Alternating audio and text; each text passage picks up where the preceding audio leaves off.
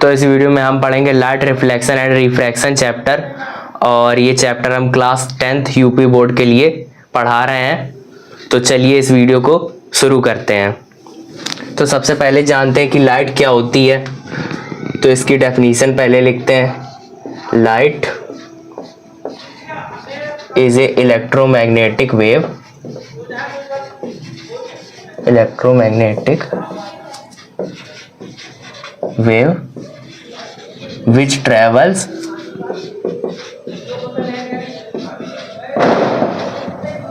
in straight line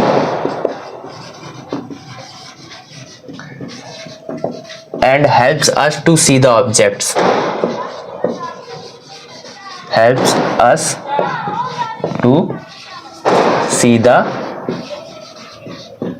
objects।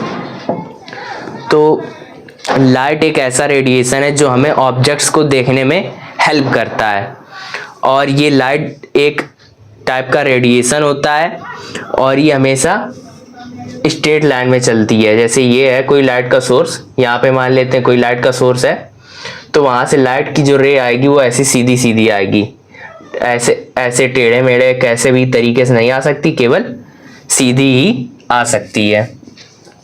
तो light एक electromagnetic wave है। वेव मतलब वेव नहीं, यहाँ पर रेडिएशन होगा, इलेक्ट्रोमैग्नेटिक रेडिएशन, जो कि स्ट्रेट लाइन में ट्रैवल करती है और इसको कोई मीडियम नहीं चाहिए होता ट्रैवल करने के लिए, नहीं तो स्पेस से लाइट यहाँ तक आ ही नहीं पाएगी। यहाँ पर एयर है लेकिन स्पेस में तो कोई मीडियम ही नहीं, वहाँ पर वैक्यूम है, तो इसलिए लाइट को कोई मीडियम नहीं चाहिए होता ट्रैवल करने के लिए। अब इसके बाद बात करते हैं रिफ्लेक्शन की, कि रिफ्लेक्शन क्या होता है। तो जब किसी सरफेस पे, स्मूथ और पॉलिश्ड सरफेस पे जब लाइट स्ट्राइक होती है, यानी कि जब लाइट पड़ती है तो लाइट वहाँ से बाउंस बैक हो जाती है। जैसे अब इसके सामने लाइट लगा के रखी है तो यहाँ पर लाइट पड़ रही है और कैमरे में भी दिख रहा होगा, तो ये लाइट यहाँ से बाउंस बैक होती हुई दिख रही है। तो ऐसे ही किसी भी स्मूथ और पॉलिश सरफेस पे जब लाइट पड़ती है तो वहाँ से वो लाइट बाउंस बैक होती है। तो इसकी डेफिनेशन लिखेंगे रिफ्लेक्शन की। When light falls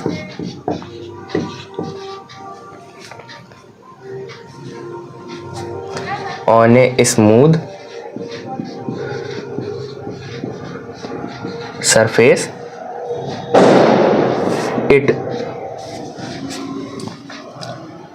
then it bounces back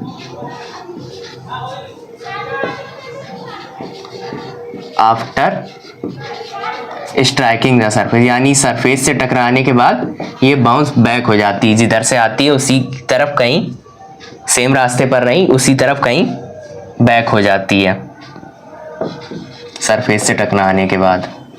तो ये तो हो गई इसकी डेफिनेशन, इसको लिख लें। अब ये जैसे कोई अपने पास स्मूथ पॉलिश्ड सरफेस है, स्मूथ पॉलिश्ड सरफेस है ये कोई, और इस पर एक लाइट रे आके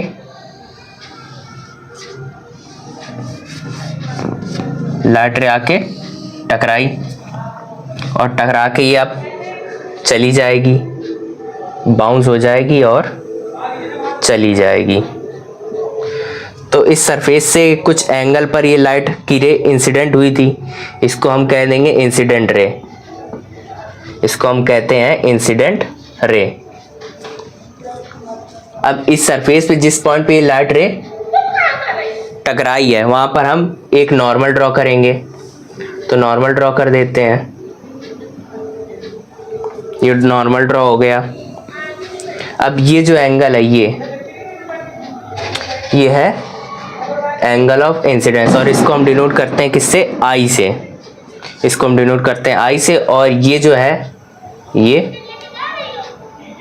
इसको हम डिनोट करते हैं आर से, इसको आई से डिनोट करते हैं, इसको आर से डिनोट करते हैं। आई क्या है, आई है एंगल ऑफ इंसिडेंस,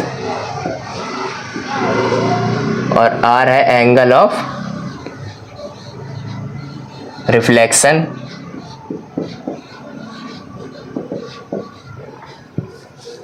और ये आई और आर जो मीज़र हम करेंगे वो कहाँ से मीज़र करेंगे, नॉर्मल से। चाहे हम नॉर्मल से इधर चलें, चाहे इससे हम इधर चलें, लेकिन चलना नॉर्मल तक ही है।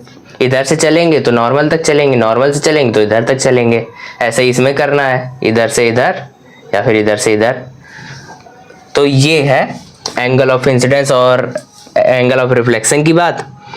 अब इसमें इसको इरेज करके इसके आगे बताते हैं।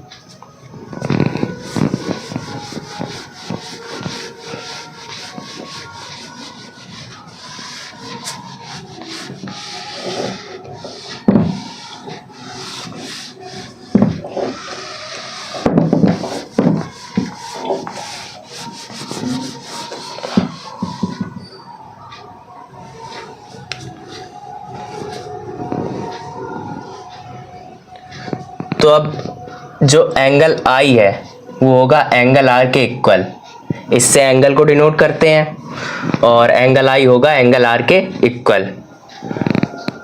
और दूसरा पॉइंट ये है कि the incident ray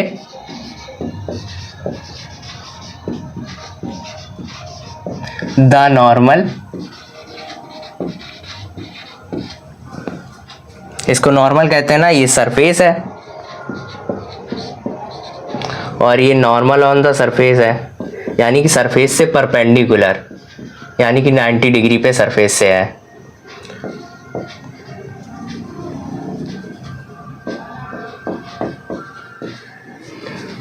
the incident ray, the normal ray and the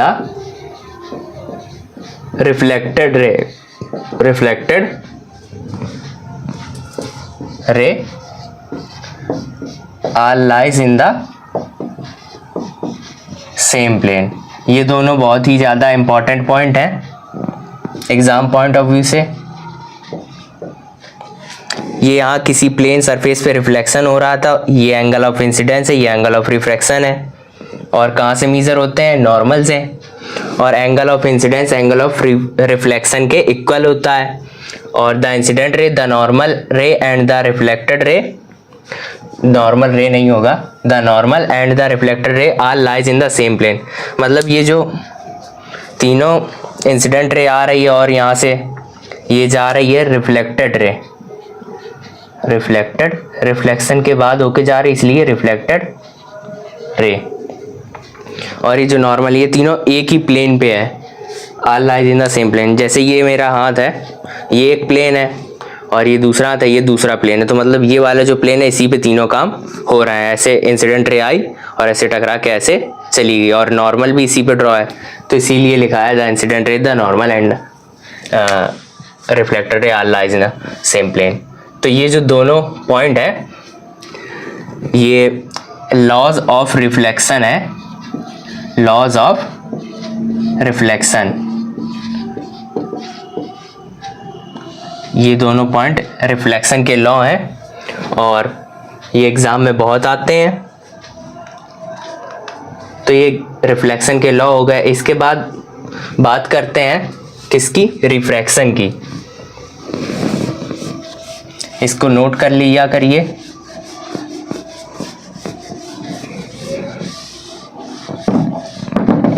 copy pen के साथ बैठने की वजह से दोबारा बार बार वीडियो नहीं देखना पड़ेगा और ना ही बार बार लिखना पड़ेगा।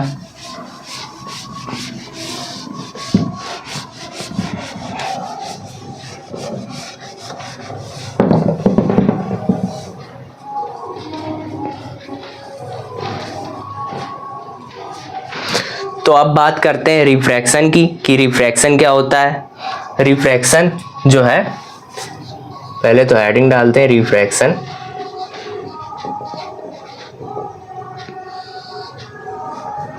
हाँ, तो जो रिफ्रैक्शन है वो लाइट की बेंडिंग होती है, यानी कि जब लाइट किसी एक मीडियम से जब दूसरे मीडियम में जाती है, जैसे ऐसे लाइट आ रही है और यहाँ पे मान लेते हैं उसका मीडियम चेंज हो गया, तो अब वो अपना पाथ चेंज कर देगी। पाथ मतलब रास्ता, जिस जगह से जा रही है उस जगह से नहीं जाएगी। तो इसको बना के दिखाते हैं, समझाते हैं। जैसे ये अपने पास एक है सेपरेटिंग बाउंड्री, यहाँ पर है एयर, और यहाँ पर मान लेते हैं ग्लास या वाटर मान लेते हैं। एयर एक रेयरर मीडियम है, अभी बताते हैं रेयरर का मतलब क्या है, और वाटर एक डेंसर मीडियम है। तो अब यहाँ पर लाइट रे आई, यहाँ पर टकराई, ये इंसिडेंट रे होती है, ये तो सबको पता है। अब ये जो इस सरफेस से टकराने के बाद जो जाएगी वो इसी सेम रास्ते पे नहीं जाएगी, इसमें कुछ चेंज होगा। तो ये रेयरर का मतलब तो होता है कम डेंसिटी वाला मीडियम, मतलब जिस मीडियम के मॉलिक्यूल दूर दूर हों। और डेंसर का मतलब होता है ज़्यादा डेंसिटी वाला मीडियम, यानी जिस मीडियम के मॉलिक्यूल पास पास हों। तो दूर दूर वाला मीडियम हो गया एयर, पास पास वाला हो गया वाटर। तो अब इस सरफेस पे हम नॉर्मल ड्रॉ करेंगे। नॉर्मल मतलब परपेंडिकुलर होता है, तो नॉर्मल ड्रॉ कर दिया। अब इस पॉइंट पे रे टकराई थी, ये जो इंसिडेंट रे है, इंसिडेंट रे इस पॉइंट पे टकराई थी।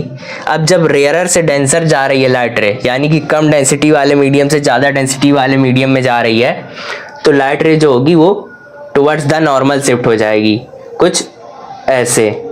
वैसे तो इसको जाना था कैसे, ऐसे जाना था, लेकिन ऐसे नहीं होता है, लाइट रे बेंड हो जाती है और अपना जो पाथ है वो चेंज कर देती है। तो ये हो गई, ये जो रे आ रही है रिफ्रैक्शन होने के बाद, इसको नाम दे दिया रिफ्रैक्टेड रे। रिफ्रैक्शन होने के बाद आ रही है इसलिए रिफ्रैक्टेड रे नाम दे दिया। और ये है एंगल ऑफ, पहले की तरह एंगल ऑफ इंसिडेंस, और इस बार ये है स्मॉल आर। इस बार ये एंगल ऑफ रिफ्लेक्शन नहीं है, इस बार ये है एंगल ऑफ रिफ्रैक्शन। तो लिख देते हैं यहाँ पे, आई है angle of incidence, I angle of incidence है, और आर है एंगल ऑफ रिफ्रैक्शन, यानी कि रिफ्रैक्शन का एंगल। तो ये तो हो गया कि एयर से आ रही थी लाइट रे और वाटर में चली गई तो रिफ्रैक्शन हो रहा था, और किधर बेंड हो गई, टुवर्ड्स द नॉर्मल। ये नॉर्मल है, यानी कि नॉर्मल की तरफ बेंड हो गई, ऐसे जा रही थी ऐसे हो गई। तो अब बात करते हैं जब डेंसर से रेयरर में जाएगी तब क्या होगा। अभी रेयरर से डेंसर में गई है, फिर डेंसर से रेयरर में जाएगी, तो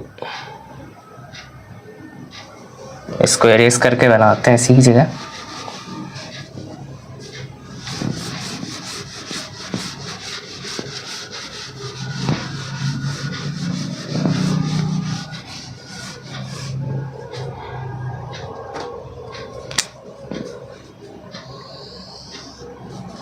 अब की बार ये मीडियम हमने मान लेते हैं ग्लास ले लिया, ये वाला ग्लास और ये वाला एयर।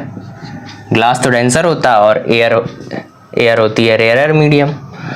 तो आई लाइट रे, अब इस सरफेस पे यहाँ पर एयर चालू हो गई, यहाँ से यहाँ तक ग्लास था। तो अब फिर से नॉर्मल ड्रॉ किया, ये आ रही है इंसिडेंट रे, लिख देते हैं इंसिडेंट रे ये आ रही है। अब इसके बाद इस पॉइंट पे यहाँ पर ये रे टकराई, अब इस पॉइंट पे टकराने के बाद ये रे जो होगी वो ऐसे चली जाएगी। ये थोड़ा सही नहीं बना है, इस पॉइंट पे टकराने के बाद ऐसे चली जाएगी। वैसे इसको ऐसे जाना चाहिए था, लेकिन ऐसे ना जाके जाएगी ऐसे। तो यहाँ पर क्या देखा हमने कि ये वाला तो पहले की तरह एंगल ऑफ इंसिडेंस ही रहेगा, और ये इस बार एंगल ऑफ रिफ्रैक्शन कहाँ से होगा, यहाँ से पूरा यहाँ तक, इस लाइट रे तक एंगल ऑफ रिफ्रैक्शन। तो जब डेंसर से रेयरर में जा रही थी, यानी कि ज़्यादा डेंसिटी के मीडियम से कम डेंसिटी के मीडियम में जब लाइट रे जा रही थी तब वो बेंड हो गई किधर, अवे फ्रॉम द नॉर्मल। ऐसे जा रही थी, ऐसे हो गई। तो यहाँ पर लिख देते हैं, आर से रेयरर को लिख देते हैं, डी से डेंसर को लिख देते हैं। तो रेयरर, जब रेयरर से डेंसर गई थी तब शिफ्ट हुई थी किधर, towards the normal, towards the normal. और इसमें जब डेंसर से रेयरर गई है तो शिफ्ट हुई है अवे फ्रॉम द नॉर्मल।